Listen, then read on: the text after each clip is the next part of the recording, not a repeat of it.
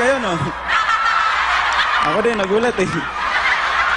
Hindi ko alam kung bakit ako nandito. Pero marami kasi akong pangarap sa buhay. Aside doon sa aside doon sa mga boxing, sa lahat ng mga ginawa ko, world champion boxer na ako, tas congressman pa ako. Pero isa na lang siguro ang mahiling ko, ang maging leading man mo, Ate Shawi.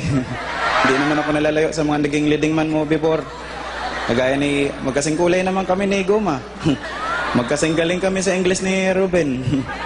Tapos siyempre, halos magkamukha kami ni Gabi. Pag nabugbog siya ni Biwider.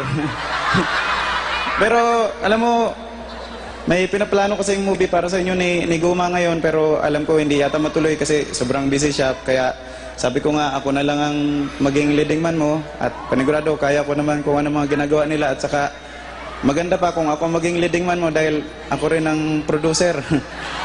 At saka panigurado, kung ako maging producer mo, syempre hindi rin ako papayag na hindi kasama yung pamilya ko. Ang magiging best friend mo sa movie, si Jinky. Ang magiging nanay mo, nanay ko. Wala naman kayong pagkakaiba, parang magkawig naman kayo eh. Sa bag. Kasi alam ko collection mo LV. Isa din LV din. Ang galing nga nun eh, pag namimili, sinusalatan ka agad niya yung bag niya. Property of Mami Dionisia. Mayroon pang date yun. Alam mo, may naisip nga ako magandang project para sa atin. Ang role ko, boksingero. Gagawin ko yung babangon ako, dudurugin kita. Tsaka yung mano po 6, gawin natin yun. I-revive natin yun, gawin natin mano-mano po hanggang round 6. Pwede natin gawin yun. Kahit nga yung movie ni Ai, pwede natin gawin yung BFF. Pwede yun. Gawin natin boxer si Pacquiao forever. Pero kaya yung may only love triangle, pero ayoko nung love triangle kasi ayaw na ni Jinky noon kasi ayaw niya kasi may iba akong binibigyan ng bracelet. baka magkasama kami ng loob. Minsan niya kasi nagtatanong yan si Jinky sa akin, sabi niya, Manny, ba't ang dami-dami mong endorsement? Nagsisilos yata. Sabi ko, ba't hindi ka magboxing?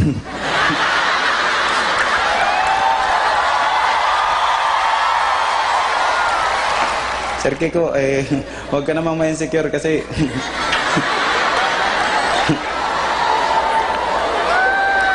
alam ko naman, wala ka naman dapat ika-insecure kasi congressman ako, ikaw senator.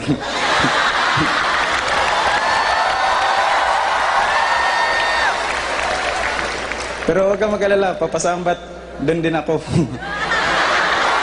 Pero alam nyo, isa lang talaga ang pangarap ko, talagang maging leading man ni Mrs. mo at alam mo, Shawi, sana talagang una kang naging akin dahil ang paghanga ko sa'yo, kapantay ay langit. Pangako sa'yo yan, cross my heart, para sa akin, ikaw ay walang kapalit. Kung ako na lang sana ang pinili mo, edi sana may kapiling ka sa hirap at ginawa. Kaya ang hiling ko ngayon at kailanman, bigyan mo ako ng kahit konting pagtingin.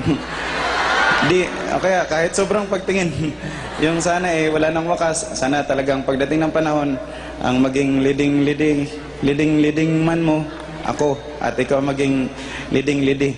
So sana, suportahan nyo rin yung lahat ng, siyempre, mga ginagawa ni Ate Shawi, pero sana magkatuluyan kami, at saka, speaking of dun sa, magkatuluyan kami sa pelikula.